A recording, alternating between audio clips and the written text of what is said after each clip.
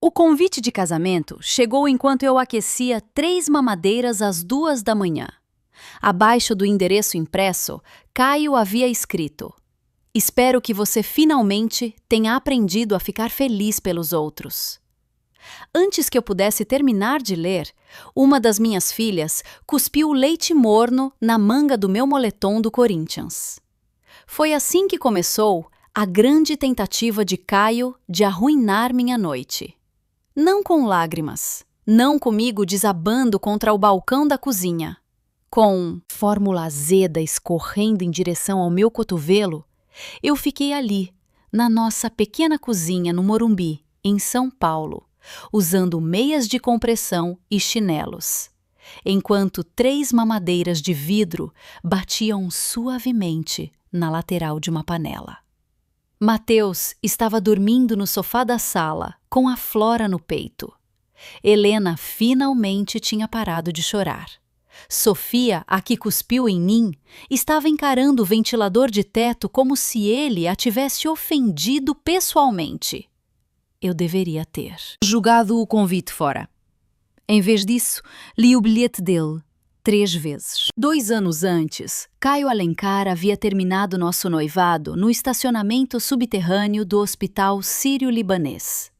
Eu tinha 41 anos na época, ele 42. Estávamos juntos há quase 4 anos e noivos há 9 meses. Havíamos reservado um salão de festas no Hotel Palácio Tangará, pago adiantamentos para um fotógrafo e um buffet, e passado tardes de domingo dirigindo por Alphaville, olhando casas que não podíamos realmente pagar. Caio falava sobre filhos com frequência. Ele queria 2. Um menino primeiro, se possível. Embora sempre risse depois e dissesse que sabia que não se podia encomendar bebés como se fosse almoço.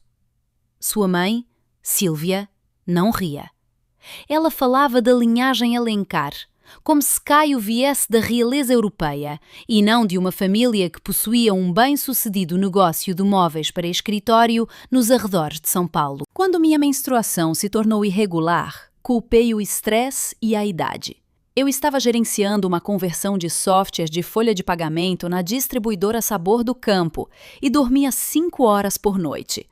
Mesmo assim, após 6 meses tentando engravidar, marquei uma consulta em uma clínica de fertilidade. A médica era uma mulher calma, de óculos, com armação de prata. Ela falava devagar, o que eu apreciei, porque Caio tinha o hábito de interromper profissionais, no momento em que achava que os entendia.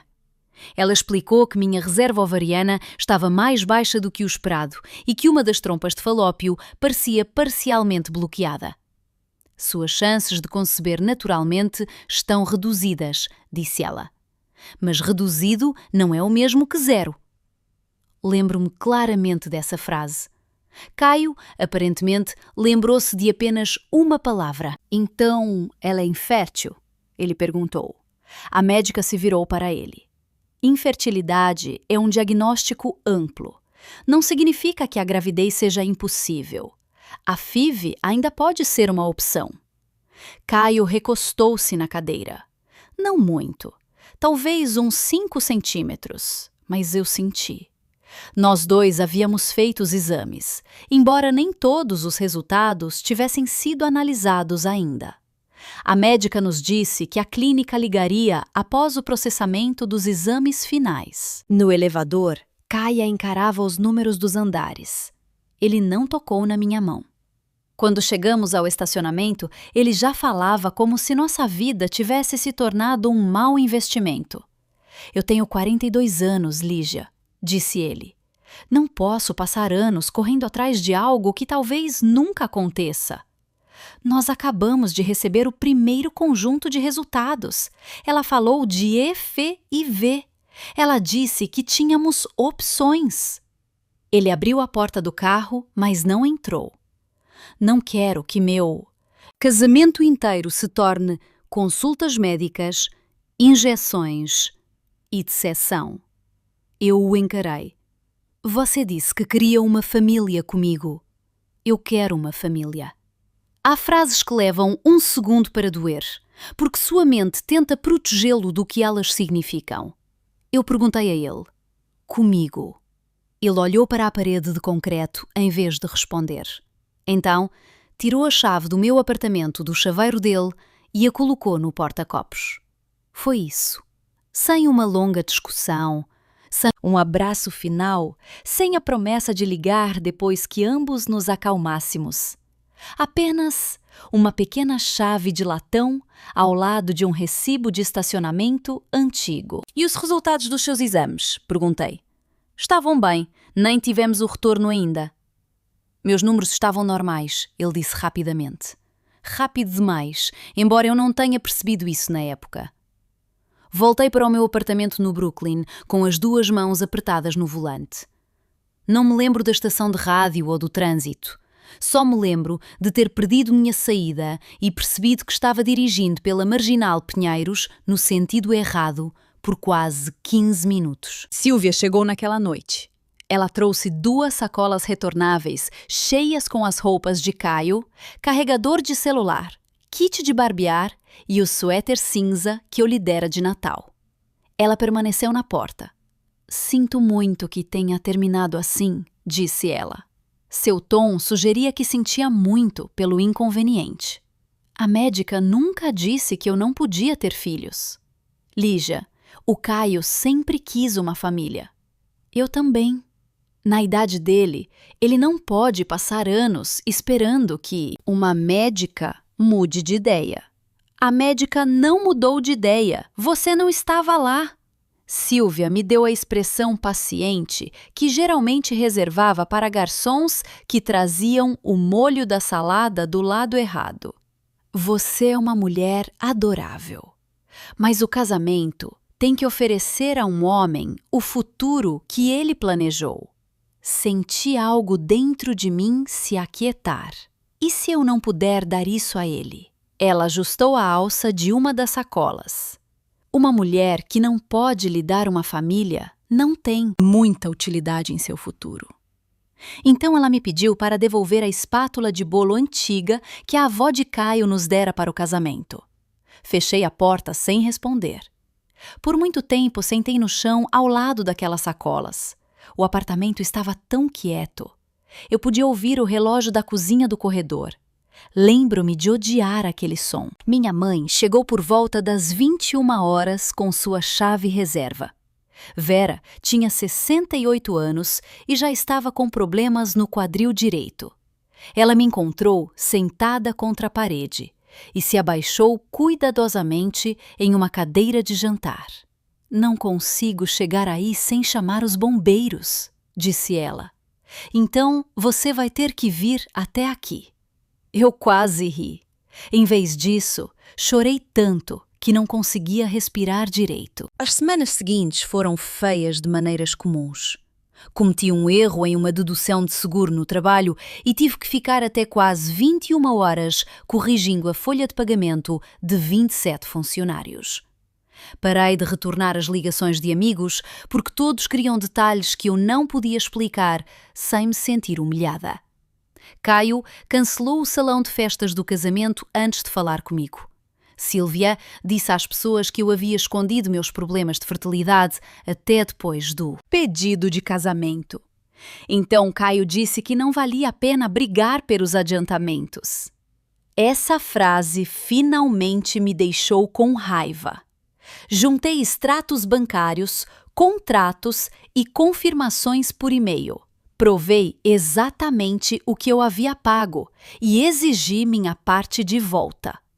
Levou 3 semanas e uma carta de um advogado, mas recebi cada centavo. Não foi vingança. Foi simplesmente a primeira vez que me recusei a deixar Caio decidir o que eu merecia. 6 semanas após o término, a clínica de fertilidade ligou enquanto eu almoçava na minha mesa. A enfermeira disse que eles estavam tentando entrar em contato com Caio sobre uma consulta de retorno. Por causa das regras de privacidade, ela não podia discutir os resultados dele comigo. Então, ela perguntou: "O senhor Alencar lhe disse que os exames dele estavam completos?" Ele disse que estava tudo normal. Houve uma pausa não dramática. Apenas o tempo suficiente para eu parar de mastigar. Você deveria solicitar uma cópia completa do seu próprio prontuário, disse ela. Depois que desligamos, encarei a tela do meu computador e pensei na maneira como Caio havia respondido no estacionamento. Rápido demais. Pela primeira vez, me perguntei se eu era a única pessoa naquela sala de exames carregando notícias difíceis. Solicitei meus registros na manhã seguinte. A clínica os enviou através de um portal seguro. 73 páginas de valores de laboratório, formulários de consentimento, códigos de seguro e frases que soavam muito mais frias no papel do que na sala de exames. Li tudo 2 vezes. Em nenhum lugar dizia que eu era estéril. Dizia que minha reserva ovariana estava diminuída. Dizia que a concepção natural seria difícil. Dizia que a FIV deveria ser discutida por causa da minha idade e do bloqueio parcial na minha trompa esquerda. Difícil, reduzido, não impossível. Os resultados de Caio não estavam incluídos. Claro, eles pertenciam a ele. Mas uma frase na nota do médico ficou comigo. Achados de fator masculino pendentes de consulta separada. Fechei meu laptop e fiquei muito quieta. Por 6 semanas, eu andei por aí acreditando que meu corpo havia encerrado nosso noivado. Caio me deixou acreditar nisso. Pior, ele ajudou outras pessoas a acreditarem nisso também. Eu queria ligar para ele imediatamente. Queria perguntar o que ele sabia e quando soube. Queria ouvi-lo tropeçar na verdade. Queria que Silvia se desculpasse. Em vez disso, liguei para um centro de fertilidade em Belo Horizonte e agendei uma segunda opinião. A doutora Eliana Campos não ofereceu milagres. Eu a respeitei por isso. Ela revisou meus registros, perguntou sobre meus ciclos e explicou que o tratamento aos 41 anos vinha com taxas de sucesso mais baixas e riscos mais altos. Ela falou sobre medicação, coleta de óvulos, qualidade do embrião, aborto espontâneo e custo. Então ela cruzou as mãos sobre a mesa. Ninguém deveria ter lhe dito que a maternidade era impossível, disse ela. Difícil, sim. Impossível, não. Chorei no estacionamento. Não porque ela me prometeu um bebê. Ela não prometeu. Chorei porque alguém finalmente disse a verdade sem usá-la como arma. No início, eu queria começar o tratamento imediatamente.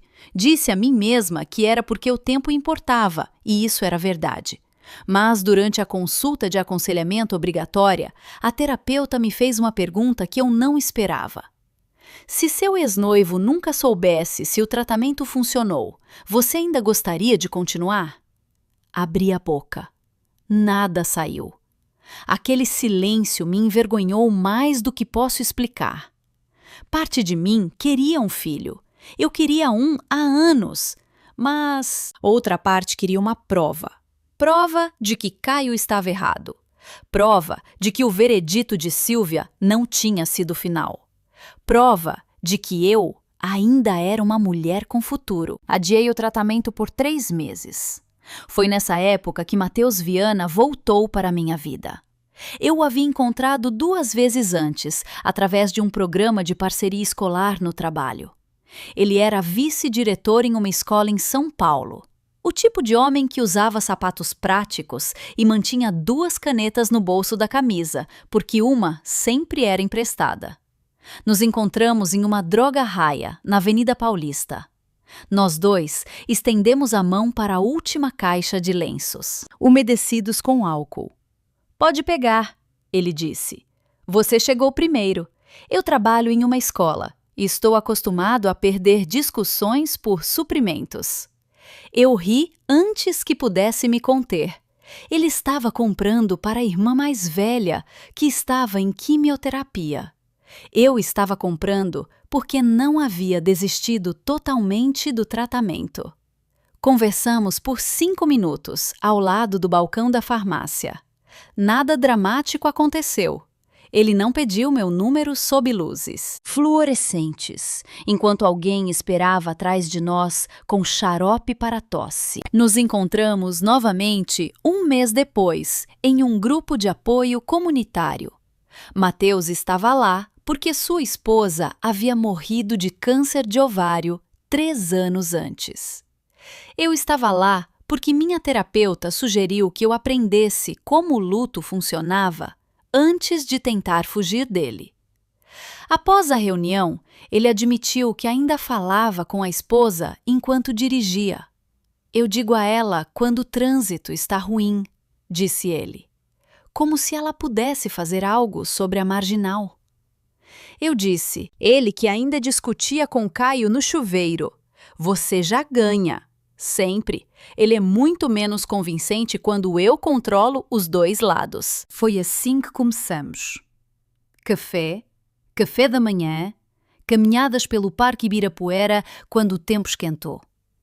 Uma vez, ele veio comigo para levar minha mãe a uma consulta ortopédica porque a dor no quadril dela havia piorado. Ele nunca me apressou, mas também não me elogiava quando eu precisava de honestidade. A primeira briga de verdade que tivemos aconteceu depois que eu lhe disse que planejava reiniciar a FAV. Estávamos sentados no meu carro em frente a uma padaria em Moema. As janelas estavam embaçadas por causa do nosso café. Mateus olhou pelo para-brisa por um momento. Posso te perguntar uma coisa sem você ficar brava? Essa frase geralmente significa que estou prestes a ficar brava. Você quer um filho ou quer que o Caio saiba que ele estava errado? Senti o calor subir ao meu rosto. Isso é um insulto! Não estou tentando te insultar. Você acha que eu traria uma criança ao mundo como um projeto de vingança? Acho que você foi muito machucada. Pessoas machucadas às vezes confundem cura com vitória. Eu estendi a mão para a maçaneta da porta. Ele disse meu nome, mas eu me virei antes que ele pudesse continuar. Você não decide por que eu quero ser mãe. Você está certa. Isso não soou como um acordo. Mateus esfregou as 2 mãos no rosto. Eu enterrei minha esposa Lígia. Sei que a vida é curta, mas não posso construir uma família com você se parte de você ainda está tentando provar algo para ele. Saí do carro e caminhei 3 quarteirões para casa no frio. Não nos falamos por quase 2 semanas. Durante esse tempo, voltei à terapia e me fiz perguntas que não gostei. Eu continuaria se o tratamento falhasse? Poderia aceitar óvulos de doadora se essa se tornasse a recomendação? Poderia criar um filho sozinha? Estava tentando preencher um lugar vazio?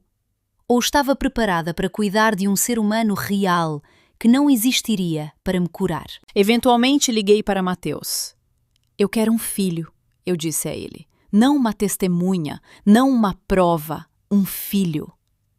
Ele ficou quieto. Então ele disse: eu estava com medo de que você nunca ligasse. Eu estava com medo de que você estivesse certo. Essas não são a mesma coisa. Não são piores. Não nos apressamos depois disso. Fomos à terapia juntos, conversamos sobre dinheiro, saúde, guarda, minha mãe, o luto dele e se algum de nós tinha energia suficiente para recomeçar na meia-idade. Casamo-nos no cartório 10 meses depois. Havia 11 pessoas no almoço depois em uma churrascaria. Minha mãe reclamou que o pão de queijo estava seco. Eu comi 2. Meu primeiro ciclo de FIV falhou. O segundo produziu 2 embriões adequados para a transferência. A doutora Eliana nos alertou cuidadosamente sobre os riscos.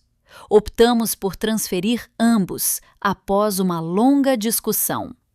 Um embrião se dividiu. Quando o ultrassom mostrou 3 batimentos cardíacos, Mateus fez um som entre uma risada e uma tosse. A doutora Eliana não sorriu. Ela imediatamente começou a explicar sobre parto prematuro, complicações de pressão arterial, restrições de crescimento e a possibilidade de uma longa internação hospitalar. Ela estava certa em ser séria. Com 29 semanas, meus pés estavam tão inchados que eu usava os chinelos de Mateus pela casa. Minhas mãos ficavam dormentes à noite. Eu tinha refluxo, dor nas costas e consultas quase toda semana. Com 32 semanas, desenvolvi pressão arterial perigosa e passei por uma cesariana de emergência. Flor Helena e Sofia foram direto para a UTI neonatal. Durante semanas, nossa vida foi medida em números de oxigênio, sondas de alimentação, pequenos ganhos de peso e idas ao hospital. Antes do amanhecer, quando finalmente trouxemos as 3 meninas para casa, pensei que nada da minha antiga vida poderia me alcançar ali. Eu estava errada. 4 meses depois, o convite de casamento de Caio chegou. Era para o mesmo hotel onde planejamos nossa cerimônia. Mateus leu o bilhete escrito à mão e olhou para mim. Isso não é um convite, disse ele.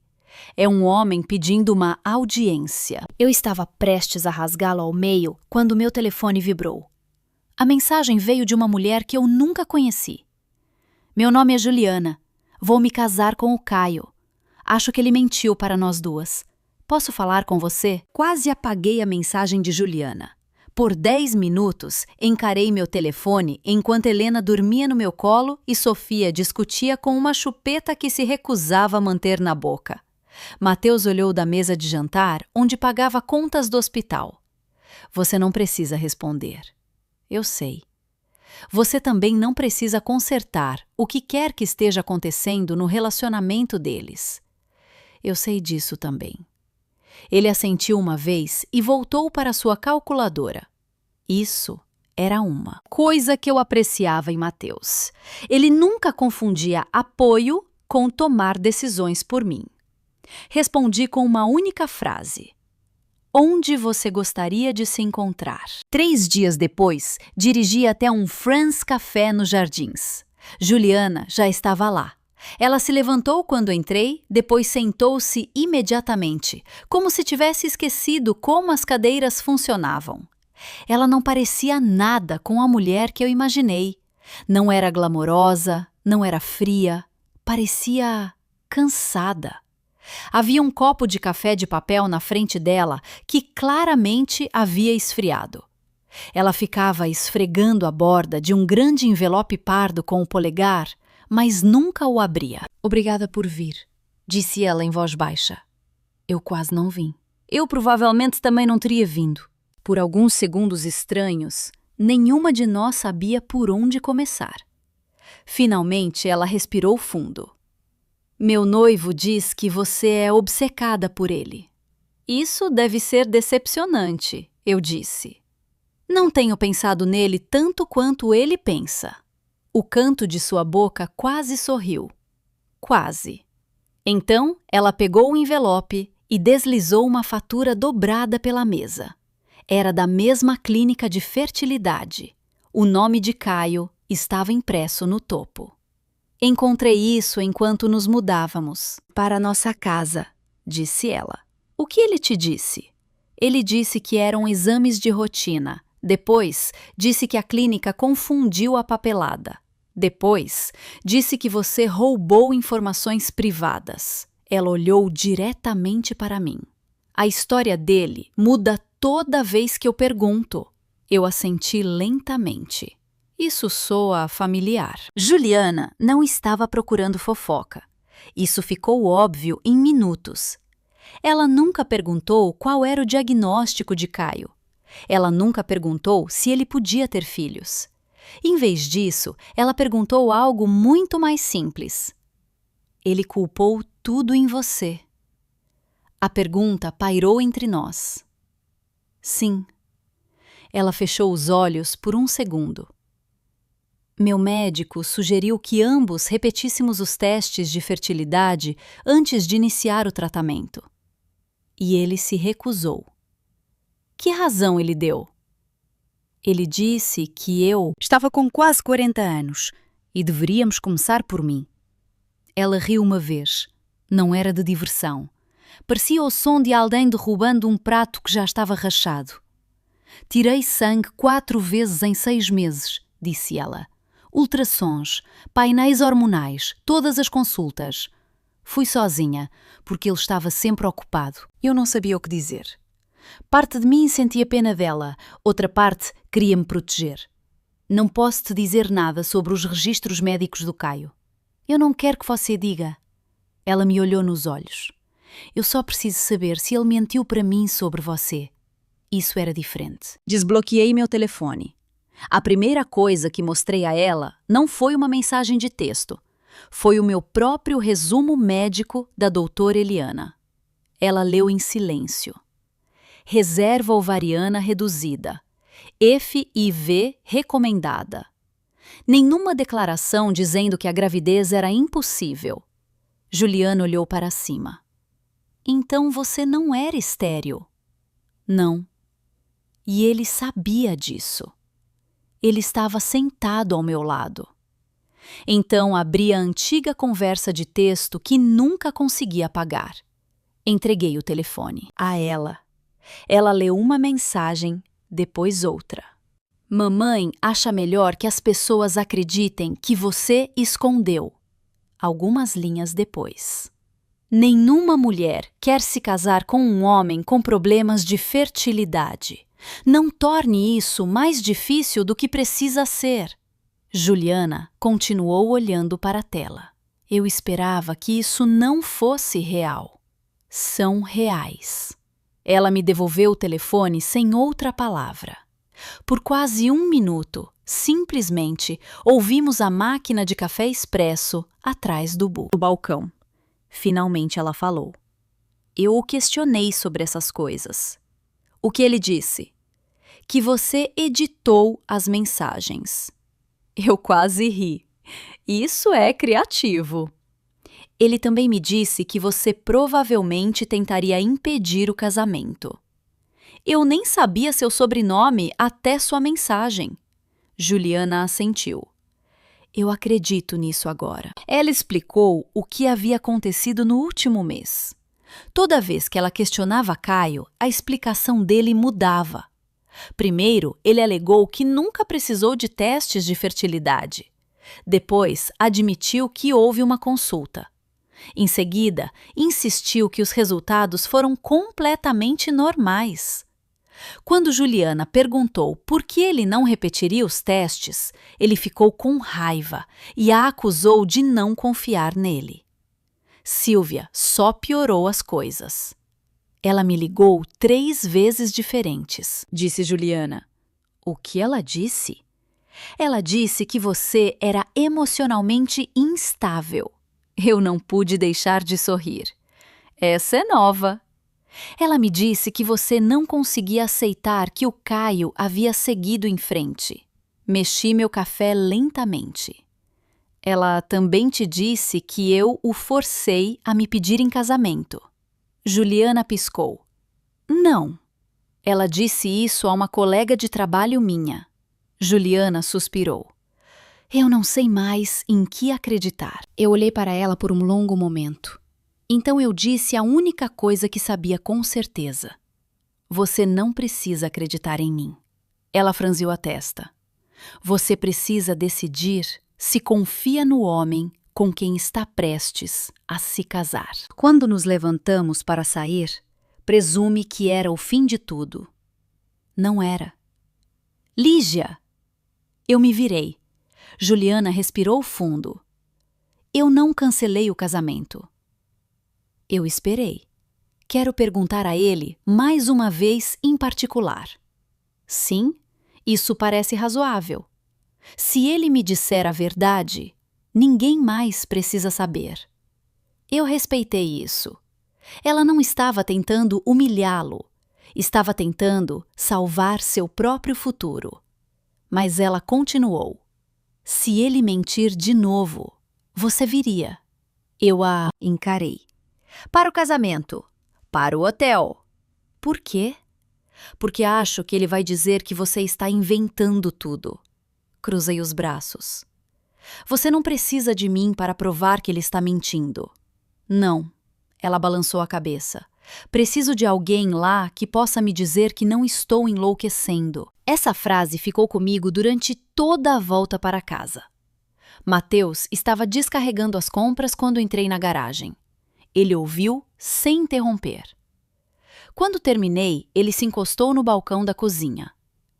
Ela parece assustada. Parece. Você vai... Não sei. Ele assentiu. Bom, eu ri. Você está feliz por eu não saber. Eu ficaria preocupado se você decidisse muito rápido. A decisão foi tomada por mim 2 dias depois. Sílvia ligou. Quase ignorei. A curiosidade venceu. Lígia, disse ela docemente. Que bom que você atendeu. Duvido. Eu queria ter certeza de que você recebeu o convite. Recebi. Certamente espero que não haja ressentimentos. Lá estava. A voz que ela sempre usava em almoços de caridade. Suave o suficiente para parecer gentil, afiada o suficiente para tirar sangue. Vou pensar em ir. Oh, espero que vá. Ela fez uma pausa. Uma sugestão. Sim. Você pode se sentir mais confortável usando algo escuro. Eu franzi a testa. Por quê? Eles geralmente são um pouco mais favoráveis. Ela deixou a frase no ar. À medida que as mulheres envelhecem, minha mão apertou o telefone. Ela não havia terminado. O fotógrafo foi instruído a capturar reações espontâneas durante a cerimônia. Essas sempre se tornam as fotos favoritas de todos. Lá estava.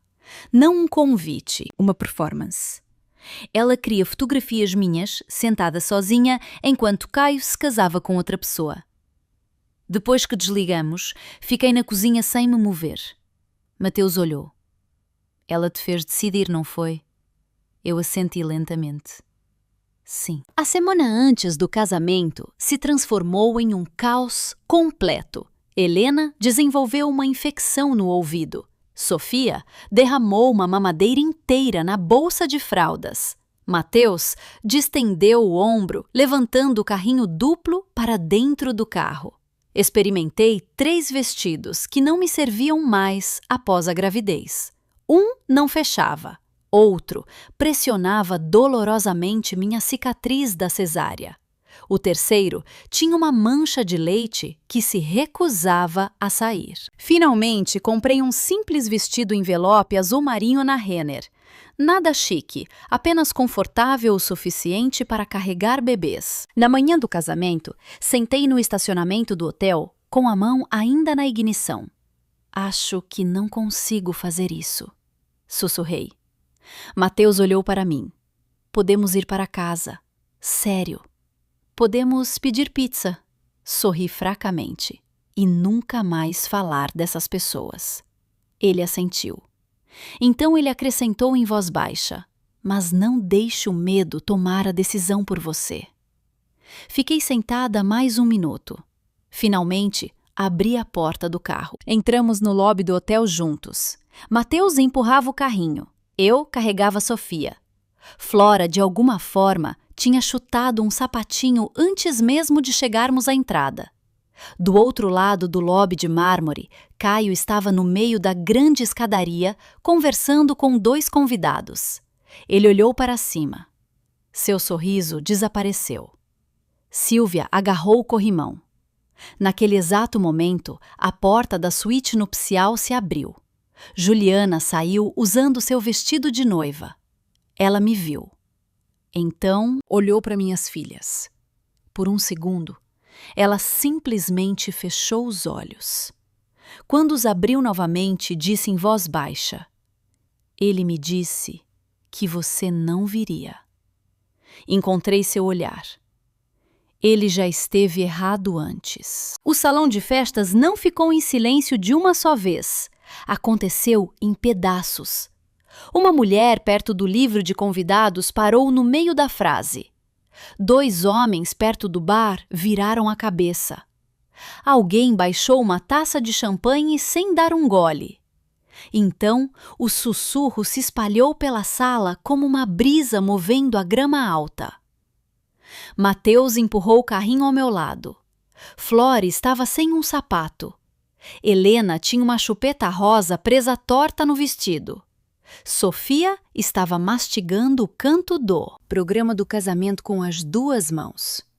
Eu havia imaginado essa entrada muitas vezes durante a viagem. Em algumas versões, eu entrava perfeitamente composta, meu vestido caindo como se tivesse sido feito para mim. Em outras, Caio olhava para as meninas e entendia imediatamente tudo o que havia perdido. A realidade era menos polida. Meu cabelo começou a ficar com frizz por causa da umidade de julho. Havia fórmula seca perto da barra do meu vestido azul marinho e eu podia sentir minha cinta de compressão enrolando por baixo. Eu parecia o que era uma mãe de 43 anos de trigêmeas prematuras que dormiu 4 horas e quase ficou em casa. Caio atravessou o lobby antes que Juliana pudesse nos alcançar. Seu rosto ficou pálido, mas sua voz estava controlada. "O que você está fazendo aqui?" Olhei para ele. "Você me convidou." Seus olhos se moveram do meu rosto para Mateus, depois para o carrinho. "Você trouxe 3 bebês para o meu casamento." O convite dizia que famílias eram bem-vindas. Ele se aproximou e baixou a voz. "Você acha que isso vai me deixar com ciúmes?" "Não, Caio." Ajeitei Sofia no meu quadril. "Eu trouxe minha família porque vocês nos convidaram." Sua mandíbula se contraiu. Então ele olhou para as meninas novamente. "São seus..."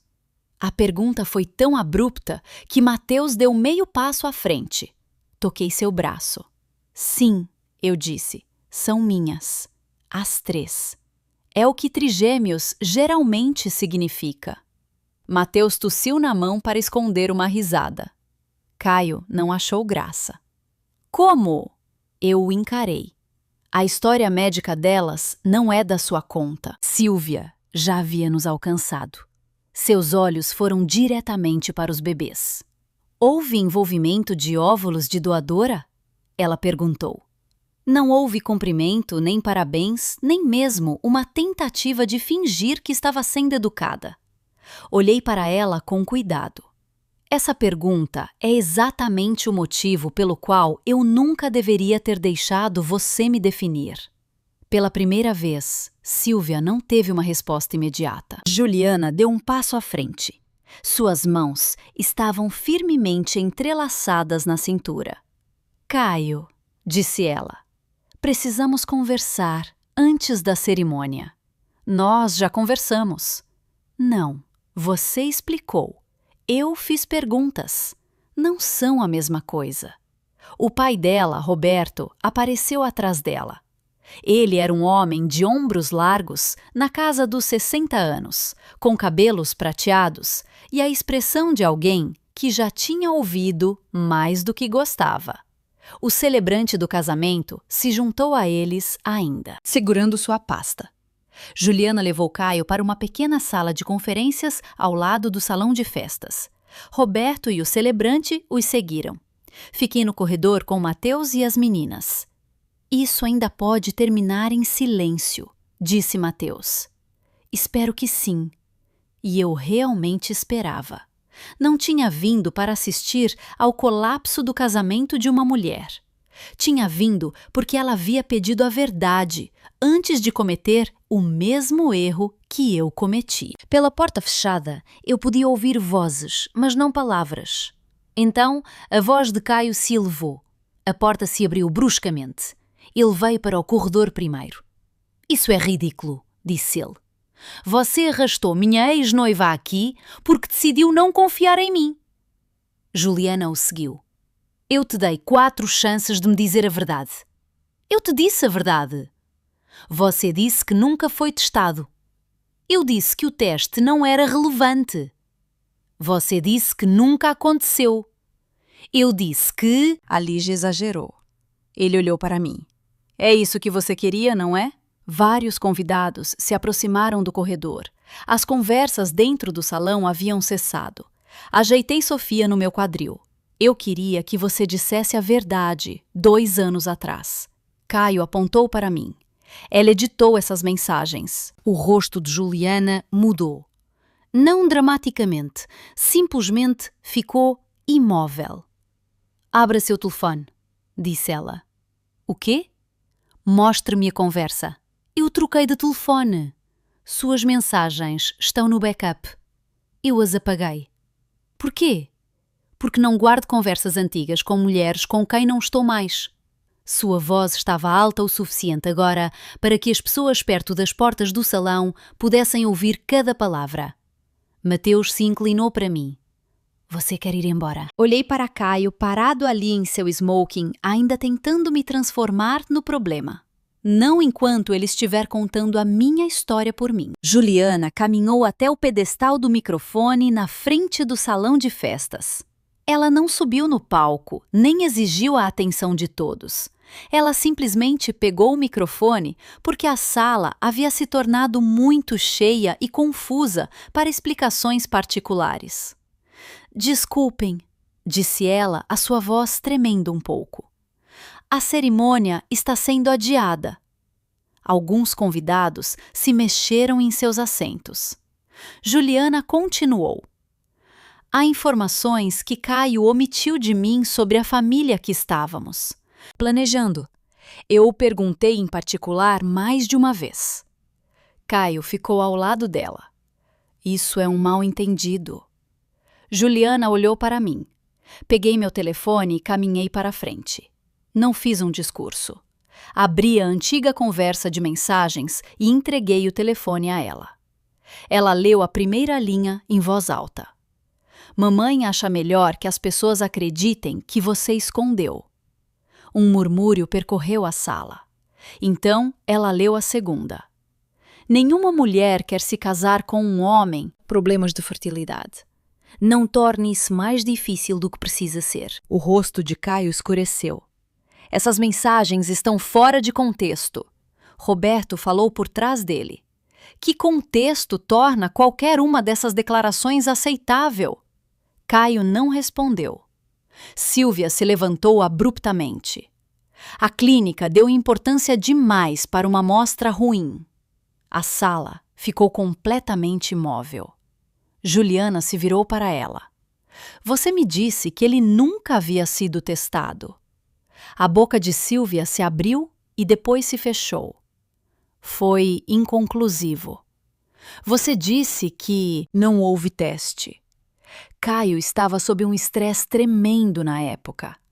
A voz de Juliana permaneceu calma. Então, por que ele me pediu para passar por meses de testes enquanto se recusava a repetir o dele? A paciência de Silvia finalmente se esgotou. Porque você tem quase 40 anos. Fazia sentido começar com você. Roberto deu um passo à frente. Você pretendia deixar minha filha acreditar que o problema era dela? Havia opções, disse Silvia. Doadores, procedimentos. Não havia necessidade de sobrecarregar a Juliana antes do casamento. Esse foi o momento em que tudo mudou. Juliana olhou para Caio, não para a mãe dele. Você ia me deixar passar por um tratamento que eu talvez não precisasse. Caio balançou a cabeça. Nós teríamos resolvido isso depois que eu me casasse com você. Não era certo. Essa não era uma decisão sua para tomar por mim. Eu me aproximei. O diagnóstico dele nunca foi a parte vergonhosa, eu disse. O meu também não. Caio desviou o olhar. A vergonha foi deixar todo mundo acreditar que meu corpo era a razão pela qual ele foi embora, porque ele tinha medo do que seu próprio teste poderia significar. Virei-me para Silvia. Você me chamou de inútil porque achou que eu não podia dar um filho ao seu filho, mas estava disposta a deixar outra mulher carregar a mesma culpa apenas para protegê-lo. Então olhei para Caio. Você não foi embora porque eu era infértil. Você foi embora porque dizer a verdade te assustava mais do que me machucar. Juliana estendeu a mão e removeu seu véu. Ela não o jogou, dobrou uma vez e o colocou em uma cadeira. Eu consigo lidar com um problema médico, disse ela. Não consigo me casar com um homem que faz as mulheres carregarem seu medo por ele. Então ela tirou seu anel. O casamento acabou. Roberto pediu a Caio e Silvia que saíssem. Caio começou a discutir sobre depósitos e contratos. Silvia se levantou muito rápido, seu joelho travou e ela tropeçou na cadeira. Sem pensar, eu a segurei pelo cotovelo. Ela me olhou humilhada. Não vou deixar você cair, eu disse em voz baixa. Isso não significa que vou deixar você me machucar de novo. Atrás de nós, Sofia pegou um pãozinho do prato de Mateus e o jogou. Ele caiu diretamente em uma taça de champanhe perto de Caio. Mateus se aproximou de mim. Essa tem o seu timing. Eu observei o pãozinho absorver lentamente o champanhe. Infelizmente, ela tem a sua mira. Alguns convidados riram. A tensão se quebrou o suficiente para que as pessoas respirassem novamente. A família de Juliana decidiu servir o jantar, já que já havia sido pago, embora ninguém soubesse onde se sentar. Antes de sairmos, Juliana se aproximou de mim com uma pequena caixa de veludo. Dentro havia uma canequinha de prata gravada com as palavras: "Para o nosso futuro primogênito". Ele encomendou isso antes de concordar em fazer outro teste, disse ela. Fechei a caixa e a coloquei de volta em suas mãos. Isso pertence ao que quer que você decida, que virá seguir, eu disse a ela. Não a mim. As pessoas imaginam que depois de um momento como esse, sua vida muda da noite para o dia. Não muda. A viagem de volta para casa foi quase completamente silenciosa. Mateus manteve uma mão no volante e a outra levemente apoiada no console central. As meninas adormeceram antes de chegarmos à marginal. O carrinho balançava suavemente na parte de trás toda vez que passávamos por uma emenda no asfalto. Olhei pela janela do passageiro para saídas familiares. Morumbi, Brooklyn, casa. Pensei que me sentiria vitoriosa. Em vez disso, senti um cansaço que o sono não conseguiria consertar. Quando entramos na garagem, Mateus carregou Helena para dentro primeiro. Eu peguei a Flora. Sofia continuou dormindo na cadeirinha até ele voltar para buscá-la. Movimentamo-nos pela casa quase sem falar. Mamadeiras quentes, fraldas limpas, pijaminhas. O trabalho comum de amar 3 bebês. Depois que todos estavam acomodados, fui para a lavanderia. Havia uma cesta de toalhas limpas esperando para serem dobradas. Sentei-me em um balde virado ao lado da máquina de lavar. Então, chorei não porque ainda amava Caio. Esse capítulo havia terminado muito antes. Chorei porque por quase 2 anos, uma pequena parte de mim havia acreditado em tudo que ele e Silvia disseram, que eu havia falhado, que meu corpo me tornara menos valiosa que toda mulher mais. Jovem que eu automaticamente tinha algo que eu não tinha. Essas mentiras viveram dentro de mim por muito mais tempo do que qualquer um deles merecia. Alguns minutos depois, a porta da lavanderia se abriu. Mateus não perguntou o que havia de errado. Ele simplesmente me entregou uma caneca de chá de hortelã. Eu cuido das meninas, disse ele. Você não precisa. Eu sei. Ele sorriu gentilmente. Mas eu quero. Depois que ele saiu, fiquei sentada lá por mais 10 minutos, até conseguir respirar normalmente de novo. As semanas após o casamento cancelado foram surpreendentemente comuns. Juliana terminou oficialmente o noivado. Seu pai ajudou a recuperar parte dos custos do casamento através de acordos de cancelamento e créditos de fornecedores. Ela se mudou para um pequeno apartamento mais perto de sua clínica de fisioterapia e me enviou uma mensagem curta. Obrigada por responder a uma estranha. Eu respondi, cuide-se bem. Essa foi a última conversa que tivemos. Nunca nos tornamos amigas íntimas. A vida nem sempre funciona assim. Às vezes, duas pessoas simplesmente se ajudam a sobreviver à mesma tempestade antes de caminharem em direções diferentes. Alguns conhecidos em comum ligaram para se desculpar. Uma admitiu que havia acreditado na versão de Sylvia desde o início. Eu deveria ter perguntado a você, disse ela. Você poderia, respondi. Outros nunca se desculparam. Alguns decidiram silenciosamente que eu havia envergonhado Caio de propósito. Parei de me preocupar em mudar a opinião deles. Nem todo mal-entendido merece outra explicação. Caio enviou exatamente uma mensagem. Chegou pouco depois das 22 horas, enquanto eu balançava Sofia para dormir. Você destruiu meu futuro só para provar que podia ter filhos. Olhei para a tela por um longo tempo. No início, digitei 3 parágrafos. Apaguei-os. Depois, escrevi uma frase. Eu não destruí seu futuro. Eu parei de te ajudar a se esconder dele. Por favor, não entre em contato comigo novamente. Bloqueei seu número antes que ele pudesse responder. Pela primeira vez em 2 anos, não me perguntei se havia sido dura demais. Limites sempre soam rudes para pessoas que se beneficiam de não ter nenhum. A vida se estabeleceu em algo maravilhosamente banal.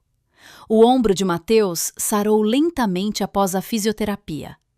Meus pulsos ainda doíam de levantar bebês o dia todo. As meninas alcançavam Marcos uma de cada vez. Flora estudava cada novo rosto antes de decidir se merecia um sorriso.